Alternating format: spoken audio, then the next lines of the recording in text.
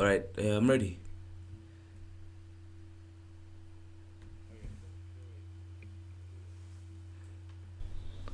Hello, hello, hello. It is X, and I'm doing an interview right now with. Say your name. Oh, Young Cactus. Young Cactus. So to start off the interview, I'm just gonna ask, what made you start wanting to make music? Well, it started since I was a kid actually. It started back in grade 7, and I used to freestyle with my friends, and we used to like bust a lot of rhymes back then.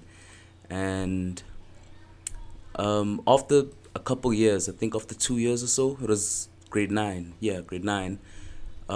We parted ways, and I wanted to keep that how can I say that feeling, the memories. So I wanted to continue rap, so that I could forever remember them. And another reason why I also like did rap was because I wanted to show people that you can be different and still make it. Like, I don't really care about getting money. I don't really care about garnering a lot of fans and just being an important person. All I want to do is just change the face of music, man. Because, like, we need people who are strange. We need people who are awkward. We need people who are weird. Because at the end of the day, bro, it's them that are going to change the world, bro. That's what I feel. I totally respect that, and I agree with that. And when we called, not on the podcast or anything, but like when I first told you call me, you said you live in a different country. Does you Yes. like when you live in a different country, like do you worry about having fans in that country or in like America and all that? Oh, that's kind of a long conversation. What I feel is that I'm actually very comfortable with where I am because nobody has the same sound as me. If I was in America, I'd be a little bit edgy because there are a lot of people who are different there. Like, it's extreme there.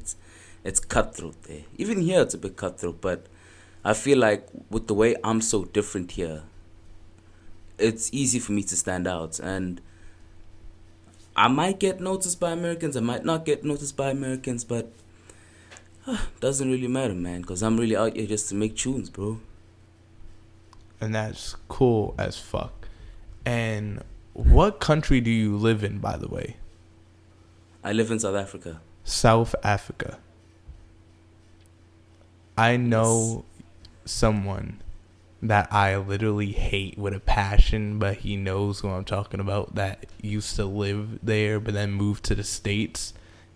But when I'm literally on your SoundCloud right now. I have a tab opened up and I'm looking through all your EPs and shit.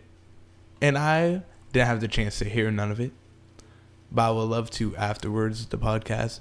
But you have so much EPs. Can you explain what's the meaning behind one of your EPs?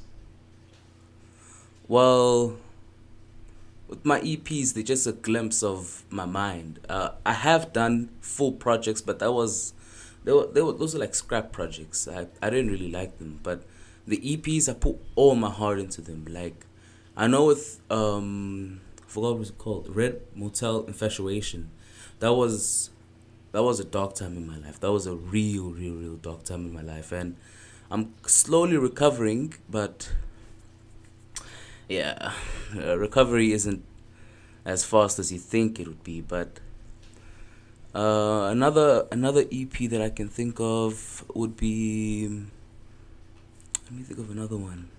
Would be, well, I deleted it. It was Slat Season. That one was just for the fun of it. That was just me playing around with sound, and just being a kid. A majority of them is just me experimenting with sound. Like, I know with my one EP, it's got a song called Stop, And I kind of made that for like a girl. She left me. I don't really care, but I kind of made that for a girl, and I literally poured out my emotions, everything, man. And that's what music is for me, man. It's just me telling my story. I see the EP where you made Stop At, and I'm just looking at your followers. How long did it take you to hit 175? Oh, it took me 3 years now. 2017, 2018, 2019, 20, yeah, it's around about 3 years now. That's honestly, that's an. I've been doing SoundCloud now for like probably like 4 years, but like on and off and shit. And Yeah. I only have 44. I only have 44. But like I don't really use SoundCloud. It's I don't really use SoundCloud, and it's like a weird ass thing. Sometimes it works, sometimes it doesn't. But I want to keep on talking about the EP because one of your EPs, I think it's your first one that you dropped like 8 months ago. Yeah. Failure is not an option. Can you explain? Can you Oh. explain what that EP means? Oh, failure is not an option. That was during matric actually, grade 12.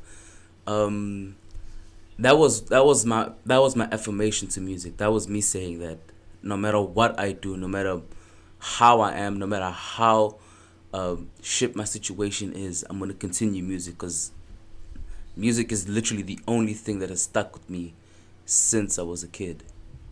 It's the only thing that I feel safe with. It's the only thing that I feel comfortable with, and I want to take it to the next level, and I really want to grow with it.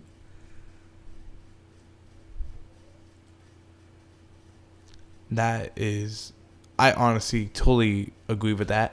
Failure isn't an option in music because, like, if you do something that you love and then you quit it, that shit sucks. You're gonna live with that for the It, whole your whole life. yeah, it really does suck. So I saw your interview with Blckkpodcast, aka Vyce. I know him personally. Um, I Yeah. saw your interview with him. It was interesting, and I just want to ask you a couple questions that you said during the interview, and understand what you really mean by it. Let me pull it up right now. All right, pull it up.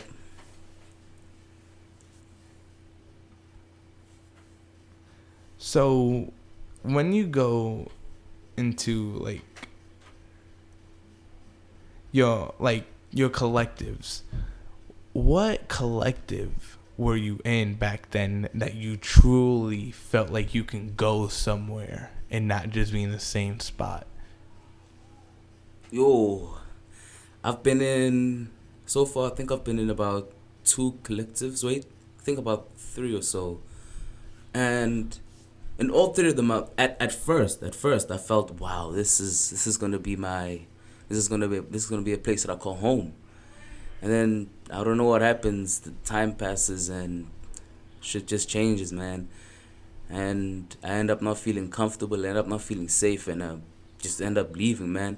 So that's why I started my own collective. It's called Death and Deprivation, and there's only one member, but there's a reason why there's only like one member now, and it's because I want to select the people who I truly, truly fuck with, not even on a musical level, like on a personal level, because in order for us to enter mainstream, we all have to trust each other.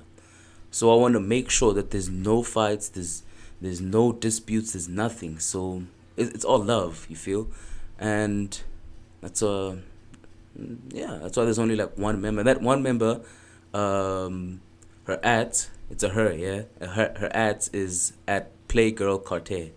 She's a dope artist. She's a dope person, and yeah, I really think y'all should go fuck with her.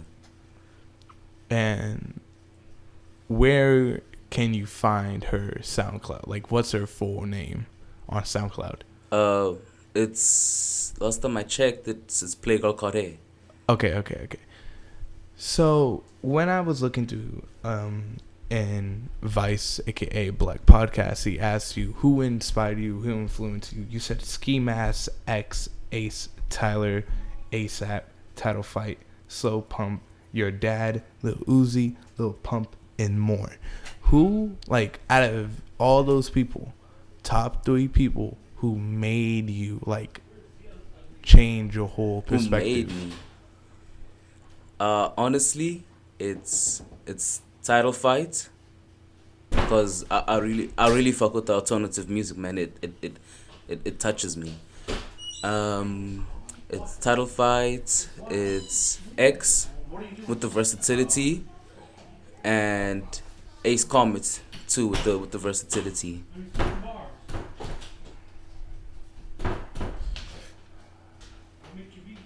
Oh, you there? I had my fucking dumbass sibling. All right. But you can go on. Yeah, I think I've already said what I need to say. Yeah, it's Ace Comet, Ski Mask, and no, not Ski Mask. Ace Comet, X, and Title Fight. Okay. When you make music, do you try to use your own style, or do you want to cooperate with different people that you heard? I never try and copy another artist, because at the end of the day, it's my art. So whether even like with the mixing, I don't watch YouTube videos on how to like mix like this, how to mix like that. I'll do it by myself. I'll learn the hard way. And even with my rapping, everything I do, when it comes to the lyrics, when it comes to flows, when it comes to if I produce the producing, it's all 100% from inside me. I might be influenced by a lot of artists, yes, but when it comes to the artistry, it's me. And that's good as fuck, P. Some artists make music. And when you first said X as someone that influenced you, that kind of scared me, because if you know, multiple artists now try to sound like X since he passed away. And it's just dumb, in my opinion, that people try to sound like him. But Yeah, even Pop Smoke, a lot of people are trying to sound like Pop Smoke, eh? Even here in South Africa, it's very low key, but a lot of people, even here in South Africa, are trying to sound like X, and they're trying to sound like Pop Smoke. do you, when you first heard Ace Comet, did you think he was an X wannabe, or did you like him because of his own style? I looked deep into his sound. I honestly did not think that he was an X clone at first, until I saw like a lot of tweets about him saying that he's an X clone. Even then, I just ignored the man, because I hear his art and I hear him. I don't hear like X. I know with a lot of people I can hear X, but like with him, I hear him. Even like recently, he's even changed up his style, like with his latest single Dash. Like, yeah, I fuck with that, bro. Yeah, Fuck with that. I heard Dash too, and I actually like Dash. I like a couple songs by Ace Comet, but some of his old songs sounded that it does sound like an X bootleg, and that's why I don't really like Ace Comet, because he sounds like X, and I don't like people that sound like X, like Tokyo's Revenge, like all these random people. The newer rappers, yeah. I understand how you feel, man, and that's your opinion. I'm not gonna shut you down for your opinion. That is your opinion, bro, and I respect that. But like, to get back on topic about you, when you started making music, did you want to work with anybody, or did you have to start by yourself? Like, did you have a partner? In the very beginning, I recorded off of a phone and I did it on myself. So did you have, like, now or later, did you ever have someone like by your side? Well, right now I've got a friend of mine who I met on Instagram. His name is 16, and we support each other heavy. And also another friend, his name is Kami, and then obviously Play God Card Hair. And who else? And a friend of mine from school. His name is Navashka. He supports me heavy. Like, he supports me heavy, and I honestly love that nigga. So, do you ever want to make songs with people like Vyce, people like just underground artists, or do you just want to keep on making songs by yourself?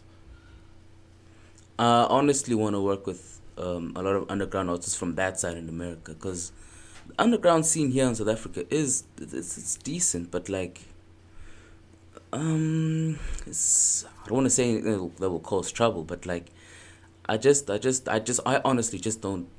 I don't fuck with it. Like, I do support people in the underground scene. I don't mind supporting people. I don't mind. I don't really, like I said earlier, I don't really care about clout. I don't care about clout. I'll help anyone who I see is actually struggling with their sound.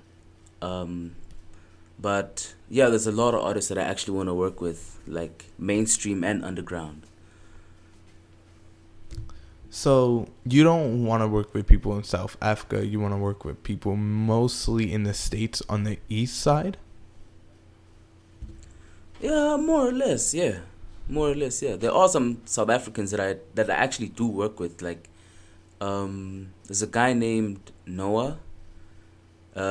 He spell it like KNXWA. He's a very good artist. You should check him out. He's pretty good. A friend of mine named Jazzy Apes.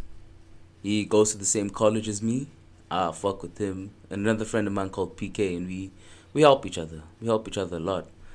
But like, in terms of branching out and finding other SoundCloud rappers in South Africa, that's not for me, bro. I feel like everybody here is cutthroat, so why should I put the effort into trying to become friends with them, man? Okay, so when you eventually, not now, but like eventually in life, stop making music, would you look back at yourself and be happy at what you're doing now, or would you wish you done stuff different? Honestly, everything happens for a reason, and I'm grateful for everything that happens, even if it's bad. I'm grateful for the fact that it happened because it helped me as an artist and as a person.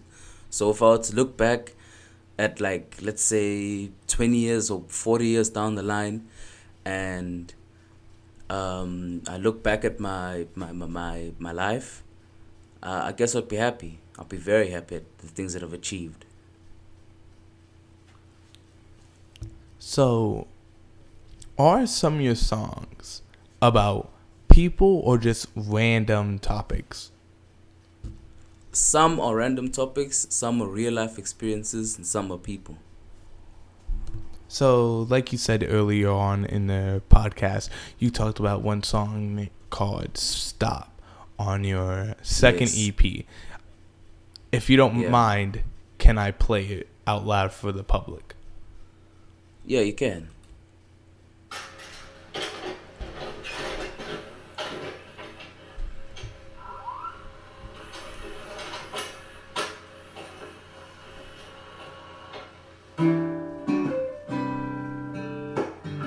Okay, I like the guitar.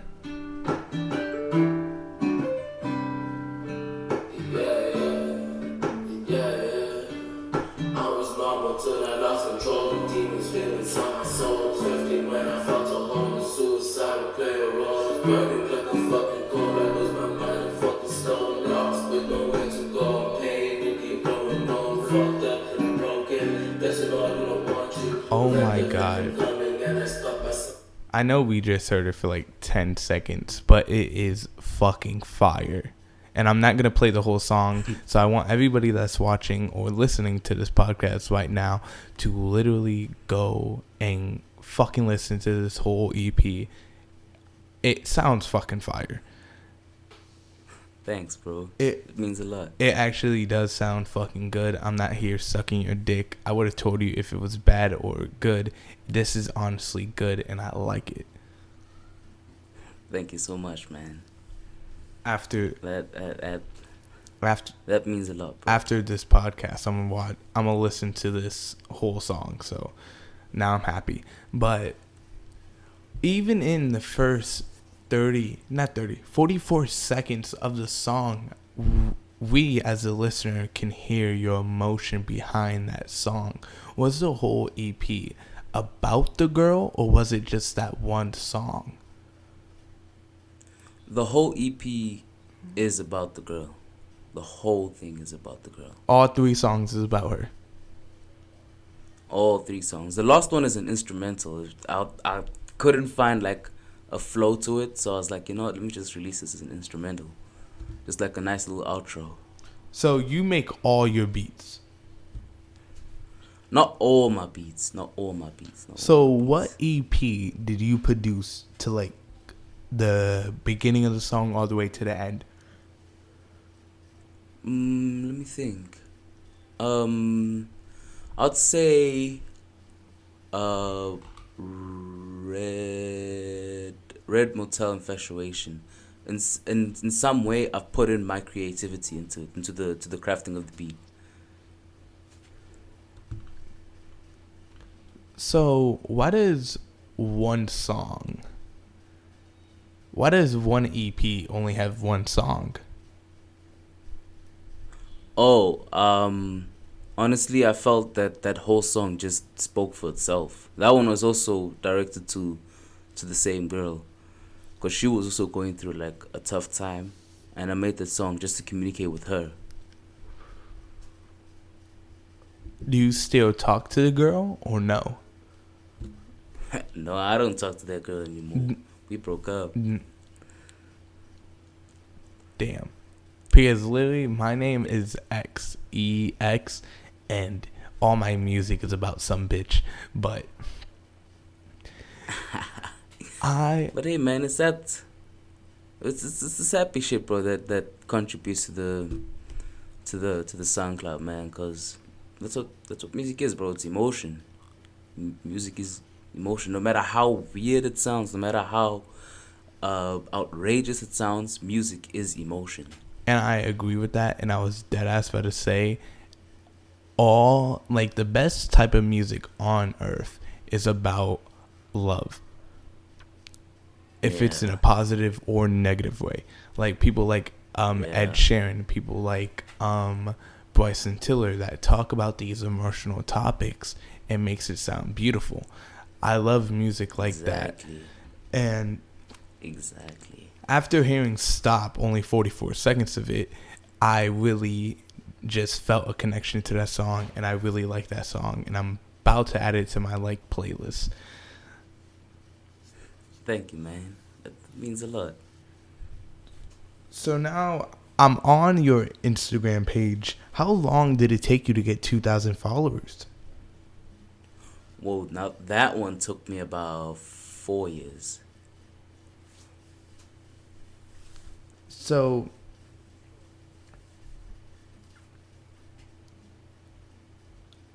I can see you're a big man. You're a big man. Yeah, I'm a very big man. Yes, I'm a very, very, very big man. I'm not gonna... Big man with the big heart. I'm not gonna fucking cap for the interview. I'm a big man too. Yeah. For real? Yes, I'm a big man.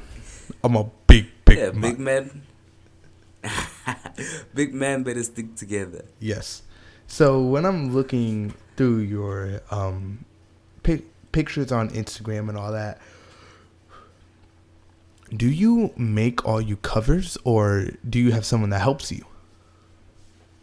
All my covers is all by me. So you edit them and all that? Yes, it's me that edits them. So, just a weird question. The cat and the dog that you use for your EP covers, are those your like pets, or are those just random animals that you found online? Oh no. Those are random animals, bro. But like when I look at them, I feel something special, man. Just I don't know. There's just something. It's just something that just grabs my attention about the two different eyes. And what the hell does 444 mean? 444. What does that mean to you? Whoa, that is a deep one, eh? It's an angel number. It's my angel number. It's a number that I just constantly kept seeing, and eventually I ended up searching it, and it had a lot to do with determination, and just like protection for my future and all of that. And I seriously fucked with that, and I was like, you know what, I'm gonna take this thing, and I'm a grow with it. I'm a prove myself right that I really can do this, bro. And like it's weird, but like if I ever were to die, I would want to die at the exact time 444. If I ever were to die, that would be the time that I want to die. That's some deep ass shit. I don't have any Yeah. angel numbers. I have none of that. But when I heard like some of the snippets that you have on your Instagram,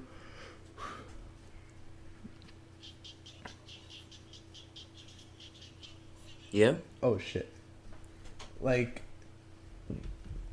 the song "May I Rest in Peace." What is that? Like, was that just a like hype song, or does it actually have a meaning? It has a meaning. It has a deep meaning. It actually has a meaning. May I rest in peace. In some sense, it's it's an angry suicide letter. It's a very very angry suicide letter. Damn. So, Yeah. how many friends do you have in music? What do you mean by friends? I mean, like, do you talk to people that make music that are like your friends and shit, like all that? Please repeat. Do you have friends that make music? Oh yeah, yeah. I do have friends that make music. So, when you talk about collectives and shit, why don't you ever like consider just adding everybody that you know that's your friend that makes music into a big ass group like Odd Future and all that?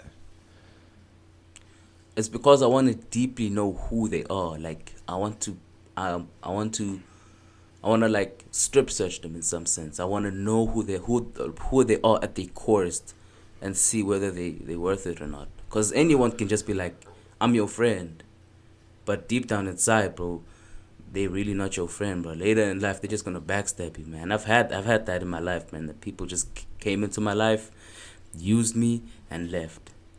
And it hurts, bro. And I want to make sure that for my collective, we all a family, like a proper family. Mostly women do that shit, but fuck them. So so what is one of your most like when you make music? Of course, everybody prepares lyrics. Everybody does all this shit to make a song good. But what song did you ever take your longest at writing lyrics for? Like coming up with a perfect meaning for that song.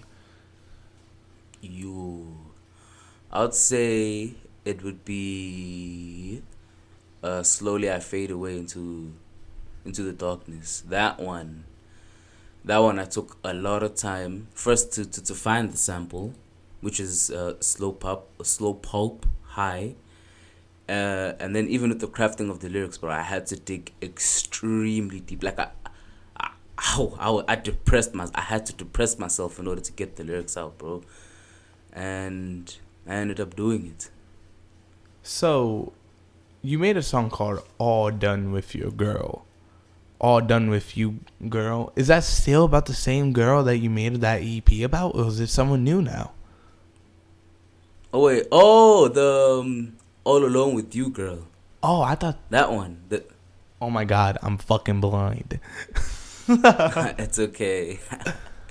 That song, that one is. I'm not gonna reveal too much about that, Oh. because like there is a girl that I like. Oh, is that why? Whether she sees it or not, oh well. No, what? Let's play for her. Let's play it. Let's play for her.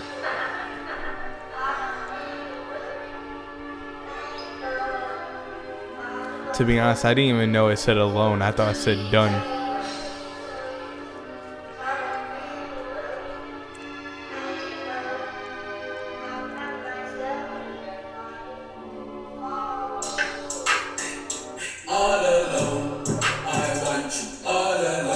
my fucking god.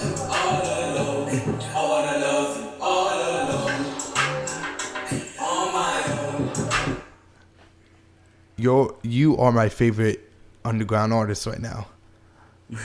I kid you. Thanks, I kid bro. you not. I'm not gonna bullshit you. I I thought I wasn't gonna like any of your music because I'm one of those guys that are like, oh, I don't really like that much of music. I'm an old head inside a new head's body. That's how I feel. Ah, So I'm like, holy shit, nigga, you're actually fire. Because thanks for that. half the niggas I talk to, they're not. I don't want to say they're bad at music, but they don't have what it takes to be good at it. Like they have stuff, but they're like lazy as fuck. And I can clearly tell by listening to your songs, you actually take your time, and that's fucking fire. Yeah, bro. Thanks. That's yeah. I've said it a lot now, but it really does mean a lot. Like I take it to heart. Everything, every comment, whether it's bad or good, I take it to heart and I reflect. Bro, I'm gonna just be listening to every EP that you have on your SoundCloud right now. After this interview, I'm gonna listen to it. But I want to get into one more topic, and I wanted to save this for the last because I think this will have a good ass answer to it. So when you was talking about people that inspired you, you mentioned your dad. What does your dad? Yeah. Like, what part did your dad have in helping you evolve to make you make music, I guess? Whoa, my dad. He's wow. He's just everything about him. Cause he's a very handy man. He can fix almost anything, and even like just the whole independence with my music, I actually derived it from my father, because man, I love that man so much. Like there'll be times like when my mom would be like shouting at me, and even though he can clearly see that I'm in the wrong, he'll defend me. Like he's a dope man. Like no disrespect to my mama. I also love my mama, man. My mama's also, she's amazing. She goes all out for me.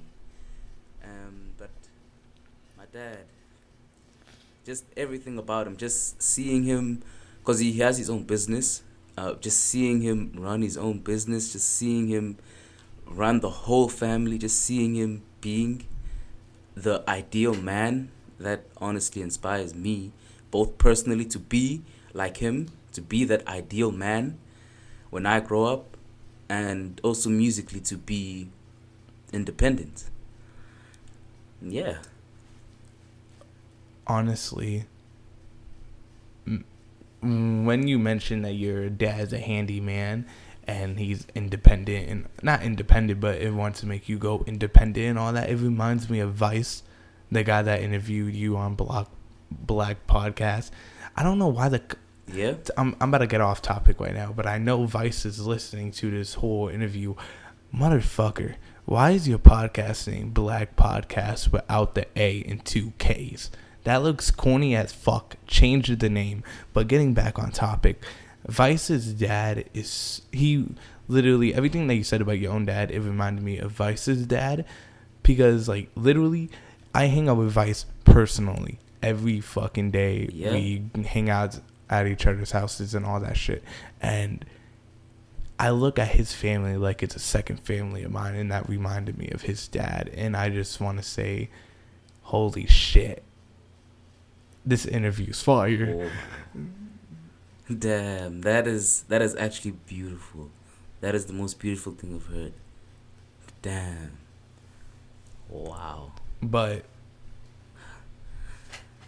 we've been going now for 35 minutes. I think it's time to wrap this interview up. So if you have any last words to say for the audience, say for the people, where can they find you? Where can they find you? What's your Instagram? What's your SoundCloud? What's your YouTube? Whatever. Promote your shit. You have 30 seconds. Go. Alright, so first of all, you can find me on Instagram at YUNGCACTUS444. I'll say it again, at YUNGCACTUS444. You can find one of my songs on Apple Music and Spotify. All you have to do is just search Cactus with the $ at the end and search Hey Officer.